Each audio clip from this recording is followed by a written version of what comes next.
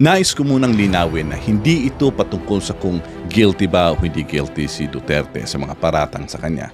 It is not about the merit of the case. Ito ay katanungan kung legal ba o hindi ang paghuli at pag-extradite sa kanya sa The Hague ng ICC. Isa sa mga batayan upang litisin ng ICC ang isang tao ay kung walang kakayahan ang korte ng isang bansa upang litisin ang akusadong mamamayan.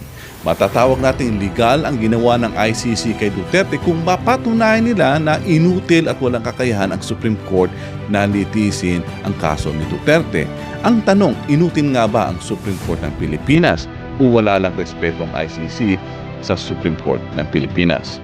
Pangalawa, kahit na miyembro ng Interpol ang isang bansa katulad ng Pilipinas, may kapangyarihan ang presidente ng bansa kung papayag siya o hindi na hulihin ng Interpol ang akusadong mamamayan.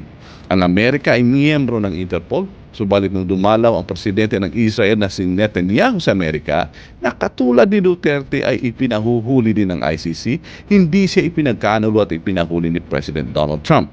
Ito ba ay dahil magkaibigan sina Trump at Netanyahu samantalang magkalaban sa politika ang mga Duterte at Marcos?